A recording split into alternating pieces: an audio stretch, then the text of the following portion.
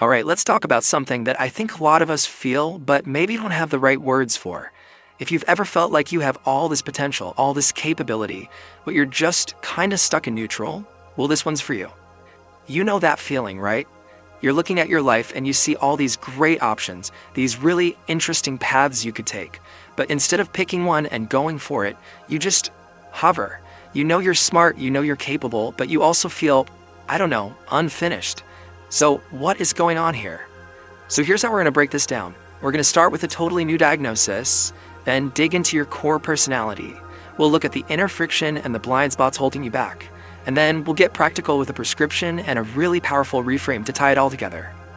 Okay, first things first, we have to get the diagnosis right, because that story you've probably been telling yourself, that you're lazy or maybe just scattered, it's not just unhelpful, it's flat out wrong. This isn't some kind of character flaw. What's actually happening is way more specific. So let's reframe this right now. You think you're lazy?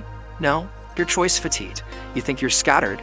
Nope, you're actually conflict avoidant. And you think you're risk averse? You're not. You're just allergic to shutting down a good option too soon, allergic to premature closure. Seriously, understanding this one distinction, it's the key that unlocks everything else. So now let's get into the why. What's really driving this whole experience? Well, it comes down to a really specific stack of personality traits, and it all starts with your number one core driver. At your absolute core, you are driven by a need for autonomy. This isn't just a preference, it's a non-negotiable need to be in the driver's seat of your own life, to act from your own internal sense of what's right, not because someone else told you to. And this one drive, it explains so much. It's why you push back against rigid systems that don't make any sense to you. It's why you get that antsy feeling when someone hands you a 5-year plan. And here's the kicker. It's also why having complete, total, unbounded freedom can paradoxically leave you completely paralyzed. And this brings us to a really core paradox. You crave freedom, right? It gives you energy, it fuels you, but when that freedom has no boundaries, no structure at all, it just becomes exhausting. You have to make every single decision from scratch, every single day, and that just drains your battery. So, this deep need for autonomy, it also creates these internal conflicts, what we're calling friction points. Think of them as these competing desires that are constantly at war inside your head. And that feeling of being stuck, yeah, this is where it comes from. This is the big one. There's a part of you that's the builder. This part wants to create something that lasts, a legacy. It thinks about leverage and things that compound over time. But there's another part of you, the wanderer. And the wanderer craves new things, new experiences, constant motion. It wants to create stories and meaning.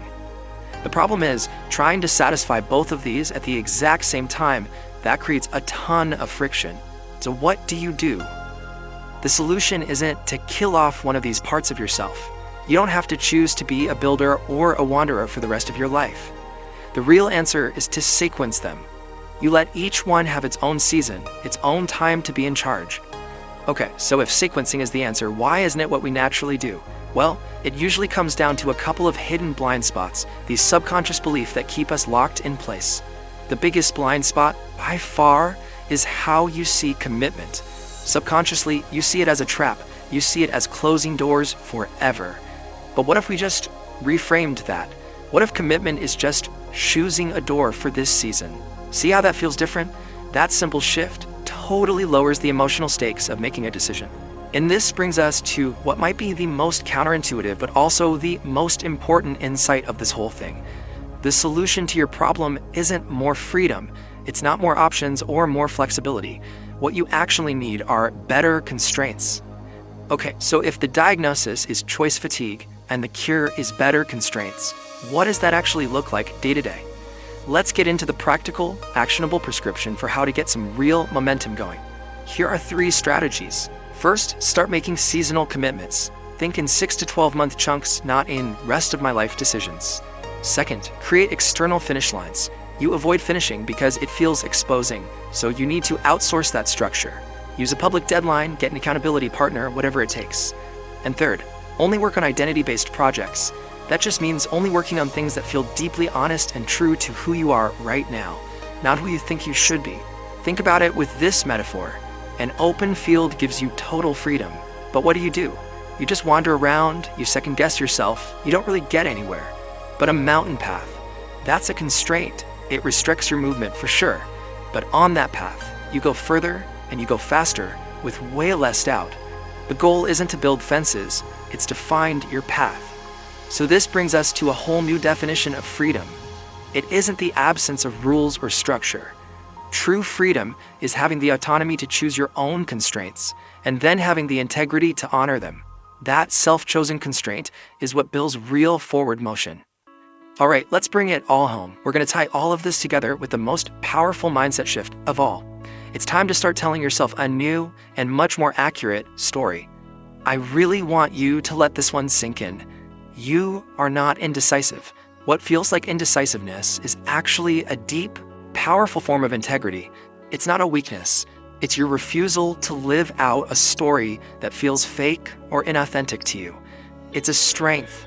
So, from now on, here's your new mantra for finishing things.